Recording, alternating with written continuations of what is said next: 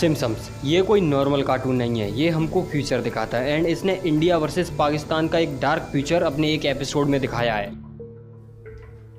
ये वीडियो आपने इंटरनेट पर कहीं ना कहीं देखा ही होगा। इस वीडियो में सिम्पसन ने ये प्रेडिक्ट किया कि इंडिया पाकिस्तान के ऊपर न्यूक्लियर बॉम्ब छोड़ेगा एंड 22 अप्रैल पहलगाम अटैक के बाद ऐसी सिचुएशन बन रही है कि इंडिया और पाकिस्तान के बीच वॉर स्टार्ट हो जाए। वहीं पर सिम्पसन ने इस एक्सीडेंट को 2012 सीजन 11 के एपिसोड 17 में पहले ही प्रेडिक्ट कर लिया था। अब इस प्रेडिक्शन के बाद से पूरे इंटरनेट पर एक बार फिर से तबाही मची हुई है कि ये कार्टून जो भी प्रेडिक्ट करता है वो हमेशा ही रियल होता है। वहीं इस वाले वीडियो को अपलोड करने वाला कोई और नहीं बल्कि मैं ही था। मैंने ये वीडियो उस टाइम अपलोड की थी जिस टाइम मैं ढंग से रिसर्च भी नहीं कर पाता था। उस समय मैंने ये चैनल न्यू ही ओपन किया।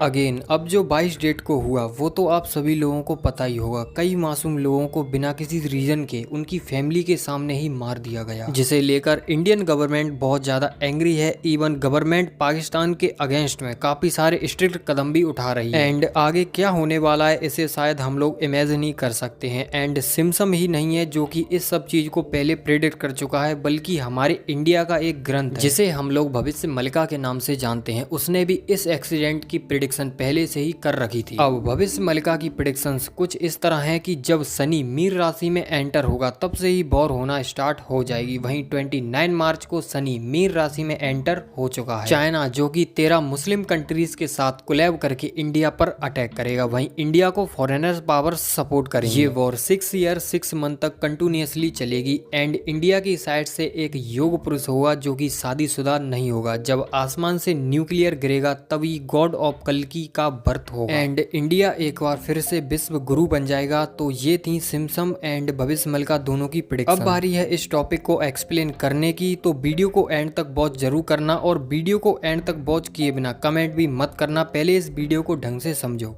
Let's see.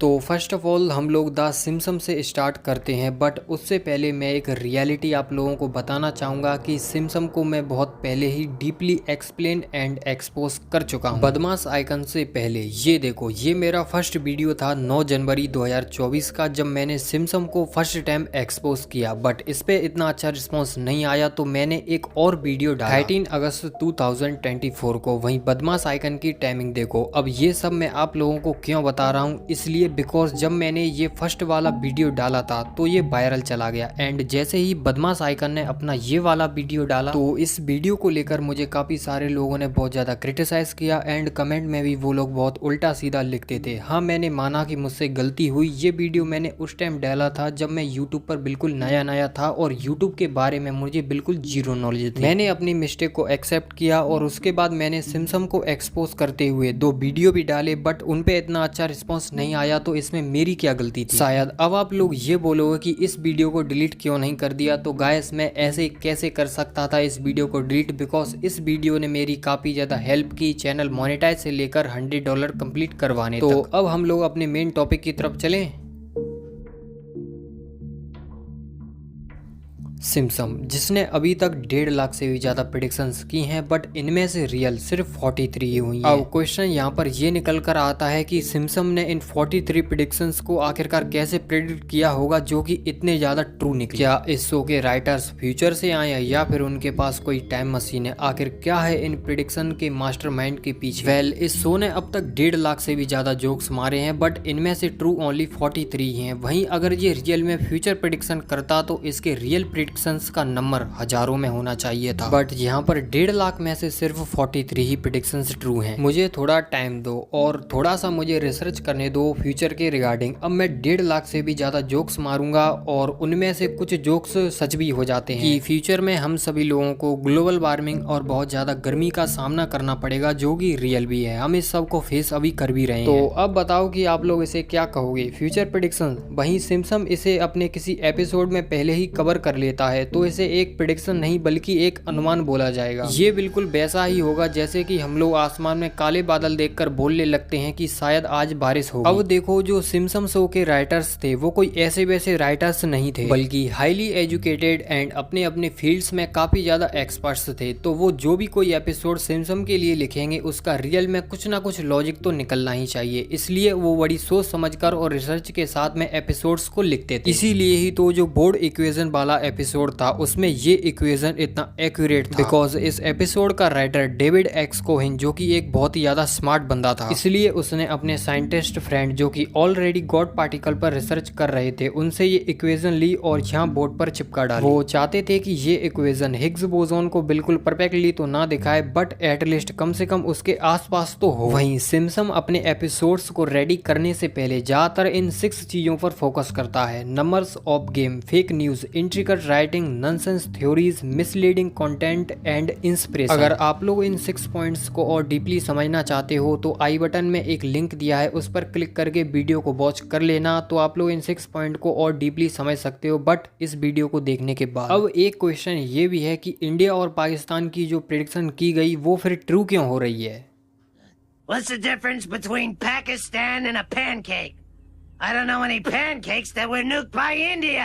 तो यहाँ इस कैरेक्टर ने ये जोक मारा है कि पैनकेक और पाकिस्तान में क्या डिफरेंस है। मुझे आज तक कोई ऐसा पैनकेक नहीं मिला जिस पर इंडिया ने न्यूक्लियर वेपन गिराया हो। बताओ यहाँ पर इस कैरेक्टर ने कितनी ज्यादा बड़ी बात बोली है। तो जैसा कि मैंने पहले ही बोला था कि सिम्पसन शो के राइटर्स किसी भी एपिसोड्स को बिना सोच समझकर रेडी नहीं करते हैं। इंडिया पाकिस्तान की कंट्रोवर्सी बहुत ज्यादा पुरानी है एंड पाकिस्तान आए न आए दिन किसी न किसी साल कुछ ना कुछ कांड करता रहता है और इंडिया से पंगा लेता रहता है। सिम्पसन जो कि 17 दिसंबर 1989 से स्टार्ट हुआ है एंड इंडिया पाकिस्तान की कंट्रोवर्सी 1947 से अब तक बनी हुई है। तो कॉमन सी बात है कि इस चीज को सिम्पसन शो के राइटर्स ने नोटिस किया होगा और जोक मारते हुए कर दिया इस एपिसोड को रेडी कि आज तक इंडिया ने किसी न्यूक वेपन का यूज नहीं किया है, इन फ्यूचर कभी यूज करे। एंड हमारे लिए तो ये प्रेडिक्शन ही हुई ना, बिकॉज जिसको इस सब चीज के बारे में कुछ भी पता ना हो उसके लिए ये एक प्रेडिक्शन हुई। वहीं पर अगर इसे सही मायने में देखा जाए तो हर बार की तरह ये भी एक जोक हुआ जो कि अब ट्रू हो रहा है। जैसे कि इस शो ने अब तक 1.5 लाख से भी ज्यादा जोक्स मारे जिसमें से 43 ट्रू हुए। एंड मैंने इस सब के रिगार्डिंग चैट जीपीटी से भी पूछा क्या एक्चुअल में सिम्पसन प्रेडिक्शंस रियल होते हैं या फिर नहीं, तो उसने बिल्कुल साफ साफ मना कर दिया कि सिम्पसन ने कभी भी कोई प्रेडिक्शन की ही नहीं। एंड आज तक कभी भी सिम्पसन शो के राइटर्स ने ये कभी नहीं कहा कि हम लोग फ्यूचर को प्रेडिक्ट करते हैं। तो किस बेसिस पर हम कह सकते हैं कि ये एक प्रेडिक्शन थी जिसको सिम्पसन ने प्रेडिक्ट किया? सिम्पसन शो को तो बस यूट्यूबर्स ने बड़ा चढ़ाकर दिखाया और इसकी हेल्प से व्यूज बटोरे। अब बात करते हैं भविष्य मल्लिका के बारे में।